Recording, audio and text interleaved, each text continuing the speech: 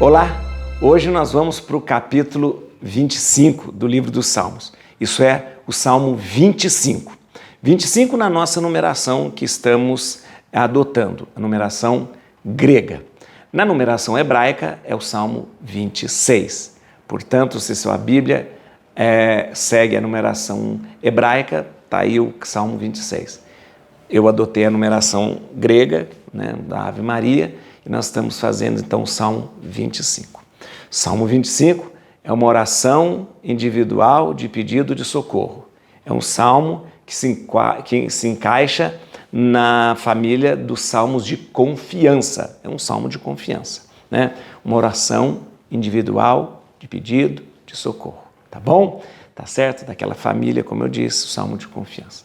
Gente, esse salmo é um salmo bonito porque nós podemos chamá-lo de a justificação do inocente. É o inocente dizendo, eu faço isso, por isso espero que Deus me acolha no seu amor, na sua misericórdia, na sua proteção.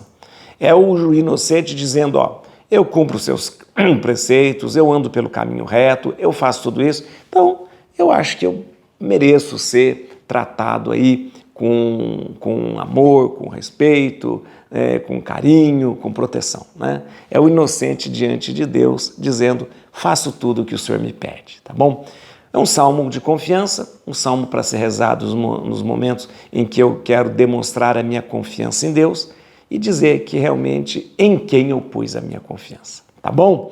Vamos então ler o Salmo 25. Queria muito que você desse um like agora, isso. Tá vendo esse joinha aí, Dá agora. Já deu? Isso. Dá um like aí, porque você me ajuda a divulgar esse trabalho.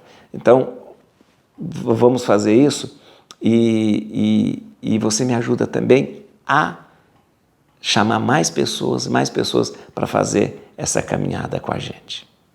Então vamos lá? Bíblia na mão, Espírito Santo no coração.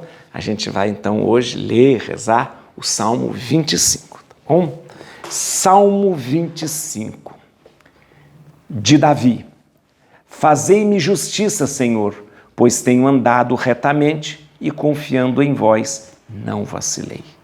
Sondai-me, Senhor, e provai-me. Escutai meus rins e meu coração. Tenho sempre diante dos olhos a vossa bondade e caminho na vossa verdade. Entre os homens iníquos não me assento, nem me associo aos trapaceiros. Detesto a companhia dos malfeitores, com os ímpios não me junto.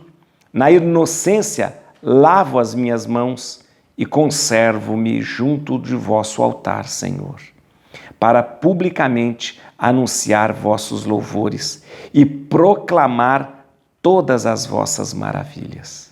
Senhor, amo a habitação da vossa casa e o tabernáculo onde reside a vossa glória. Não leveis a minha alma com a dos pecadores, nem me tireis a vida com a dos sanguinários, cujas mãos são criminosas e cuja destra está cheia de subornos. Eu, porém, procedo com retidão. Livrai-me e sede-me propício. Meu pé está firme no caminho reto. Nas assembleias bendirei o Senhor. Muito bem, o Salmo 25 é um salmo de confiança. É um salmo de uma oração individual de pedido de socorro.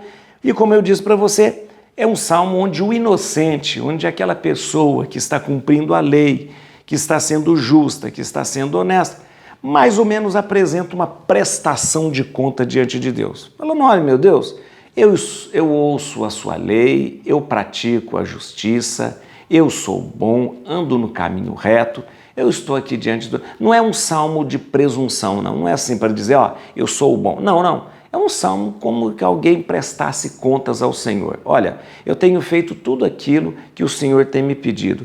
Então, eu peço que o Senhor possa me ajudar, possa me acolher na sua bondade. E vai dizendo, eu detesto a companhia daqueles que são malfeitores, eu só ando com o bem. Então, é um salmo, não é um salmo de soberba, não é. É um salmo de reconhecimento de que a gente quando faz o bem, quando anda no bem, no caminho da justiça, o bem acontece na vida da gente. Isso é muito importante, sabia? Quando eu escolho fazer o bem, coisas boas acontecem comigo. Quando eu escolho fazer o mal, com certeza coisas más vão acontecer. Isso nós já aprendemos lá no Deuteronômio, lá atrás. Diante de ti eu ponho a vida, ponho a morte, eu ponho o bem, eu ponho o mal, eu ponho a verdade, a mentira, você que escolhe, você que escolhe. E aqui é uma grande verdade.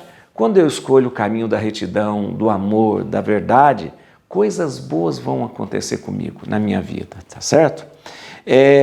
Quero lembrar aqui você uma coisa interessante, que nós até vimos em outro salmo, até foi no Salmo 7 que nós vimos. Olha que interessante, no versículo 2. Sondai-me, Senhor, e provai. Escutai meus rins e meu coração. Meus rins e meu coração. Lembra, para o judeu, né, para o pensamento da época, rins e coração é o seguinte: o coração, ele é o lugar do pensamento. É interessante. Hoje, para nós, a cabeça é o lugar do pensamento. Mas naquela época, para eles, o coração é o lugar do pensamento. E os rins era o lugar do sentimento. Diferente, né? Os rins era o lugar do sentimento. Então, o Salmo fala assim: sondai-me, Senhor, provai, escrutai, não é escutar, né? Escrutai, né? Entrai lá dentro, perceber, veja, né? Os meus rins e o meu coração. Escrutai os meus rins significa o quê? Veja os meus sentimentos, né? Entre nos meus sentimentos. Escrutai o meu coração significa entra nos meus pensamentos. Veja o que eu estou pensando. Então, rins é a sede do sentimento. Coração é a sede do pensamento. Então, o justo diante de Deus falou: Senhor, pode entrar, veja o que eu penso, veja o que eu sinto. Tá bom? Tá certo? O versículo 7 tem uma coisa muito interessante, não sei se você percebeu. Olha aqui, 7. Para publicamente anunciar vossos louvores e proclamar todas as vossas maravilhas. Não é 7, não é 6, estou doido. É 6, desculpa, viu, gente? Na inocência lavo as minhas mãos e conservo-me junto de vosso altar, Senhor. Na inocência lavo as minhas mãos. Deixa eu te explicar. Era um gesto entre os judeus que significava inocência, lavar as mãos. Vamos entender aqui.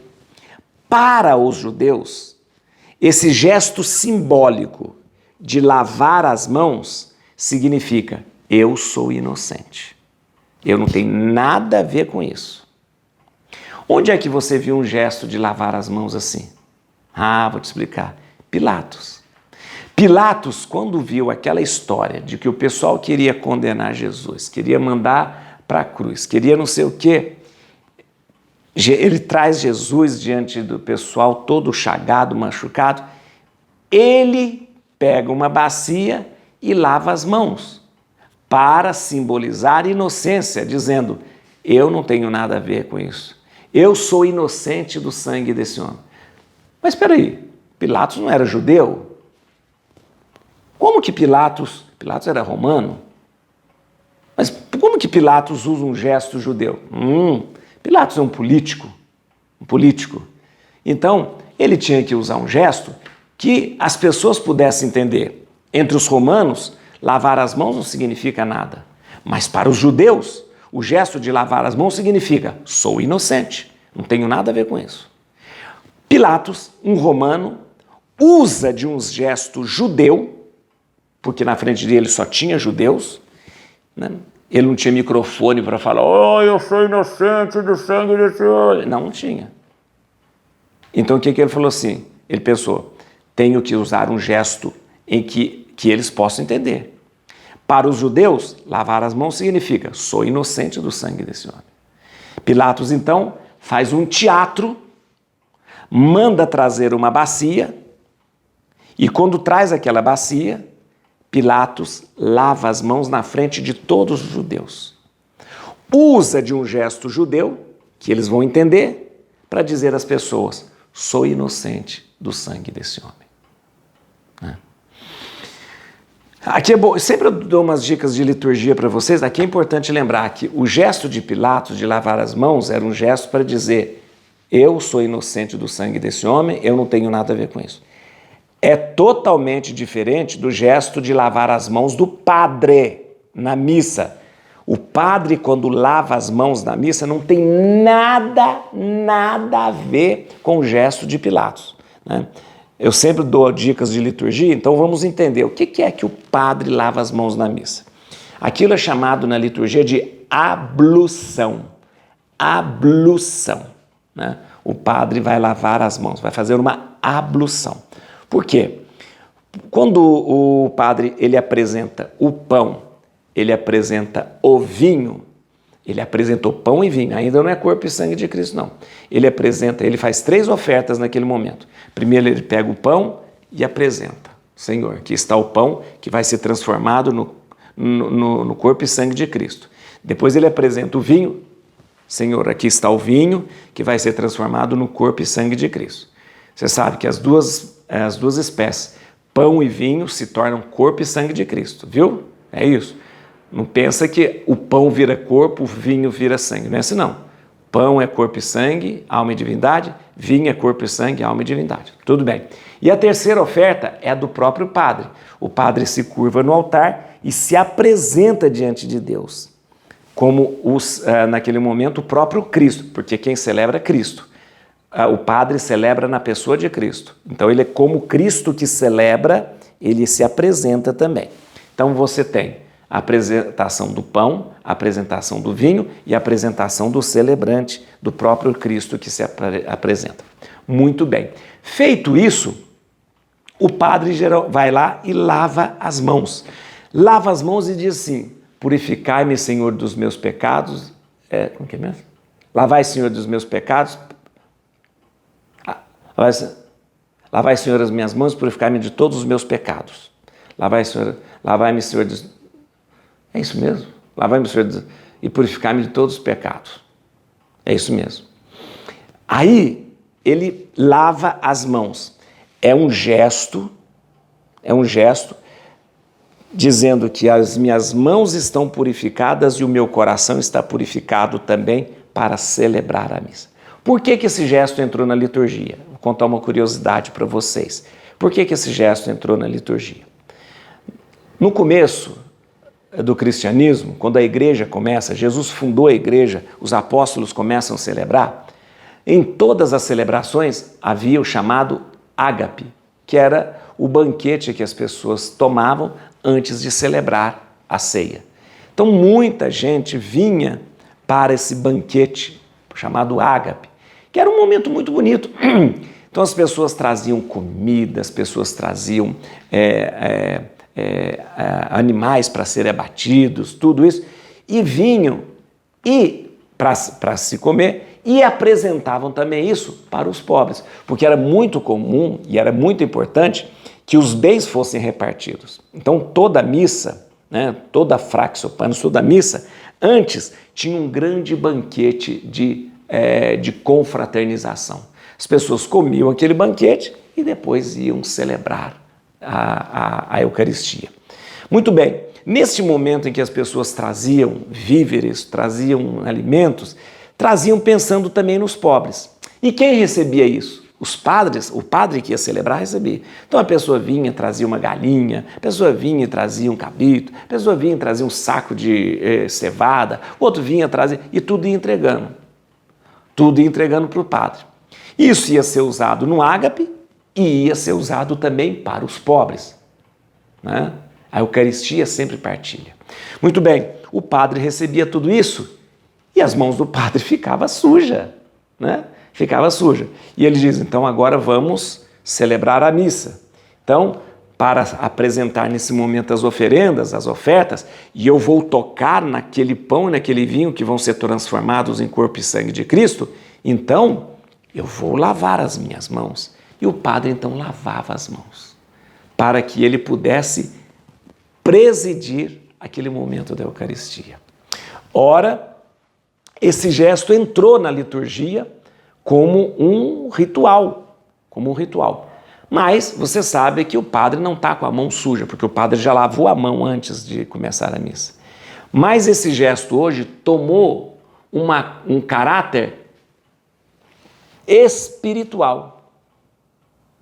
Lavai-me, Senhor, das minhas faltas, purificai-me dos meus pecados. Lembrei agora. Né? Tomou um significado espiritual. Então o padre coloca o pão, coloca o vinho e aí ele fala, opa, daqui a pouco eu vou tocar no corpo e sangue de Cristo. Não é qualquer coisa, é o corpo e sangue de Cristo. Então ele vai, lavai-me, Senhor, das minhas faltas, purificai-me dos meus pecados. E aí então ele lava a mão num gesto ritual, dizendo que quer ser lavado das suas faltas e perdoado dos seus pecados, para que ele possa tocar não mais o pão, não mais o vinho, mas o próprio corpo e sangue do Senhor. Entendeu? Um gesto antigamente que era prático, porque as pessoas vinham e entregavam as coisas para o padre, e o padre então, antes de começar a apresentação, a celebração, ele lavava as mãos. Esse gesto foi transformado num rito espiritualizado, em que o padre diz, antes de tocar no corpo e sangue de Cristo, eu quero ser purificado das minhas faltas e lavado dos meus pecados. Lavai-me, Senhor, das minhas faltas, purificai-me dos meus pecados. Então, naquele momento, ele lava as mãos. Então, não é um gesto igual ao de Pilatos, é outra coisa. É um gesto ritual, onde nós pedimos para ser purificado das faltas e dos pecados, para dignamente celebrar o santo sacrifício da missa, tá bom? Lembrando a você que o padre, ele deve, antes da missa, lavar as mãos. E quando ele lava as mãos, ele reza. Já expliquei, eu sempre estou dando umas dicas aqui para você. Quando o padre, toda a sacristia tem uma pia, né, para ser lavada as mãos do padre, né? Aquilo lá não é, aquela pia não é para você ficar lavando qualquer coisa não, viu? Aquela pia na sacristia não é para você ficar jogando cafezinho que você toma, não é para você ficar, não é não. Aquela pia antigamente tinha até um nome chamado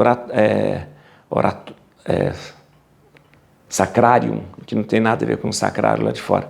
Mas aquela pia não é uma pia qualquer não, viu? E outra coisa, outra dica para você. Enquanto o padre está lavando a mão antes da missa, não é para conversar com ele. Para com essas manias que vocês têm. O padre está lavando a mão para começar a missa, você se posta do lado, um papagaio falando do lado. Não. Naquele momento que o padre está lavando a mão antes da missa, é um momento ritual.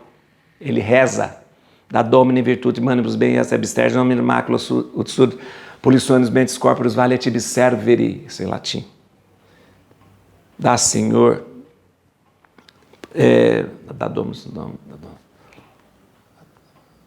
lavai as minhas, eu não sei em português, não. Parece snob, mas não sei muito português.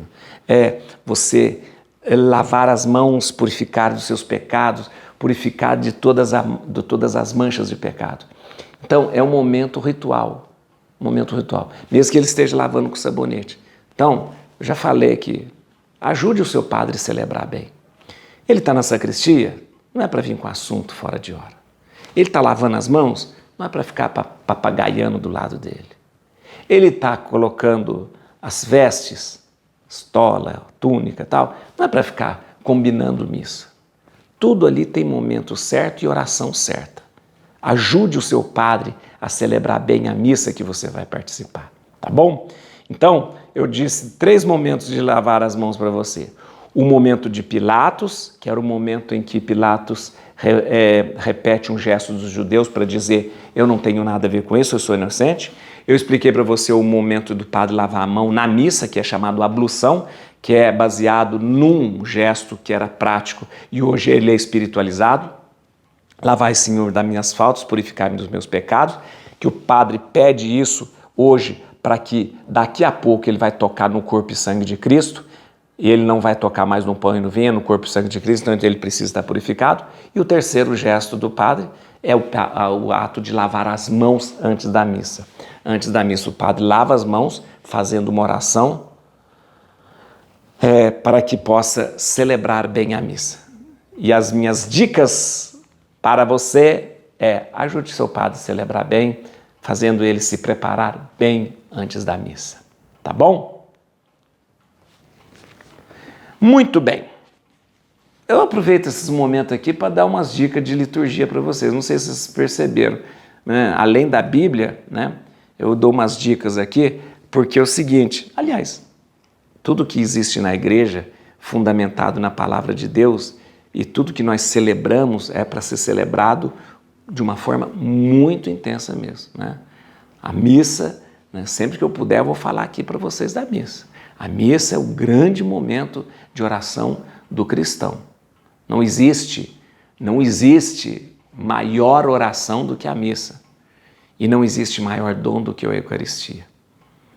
Viver sem a Eucaristia é viver com alguma coisa faltando na vida. Por isso que eu tenho muita pena de repente, de quem não vive da Eucaristia.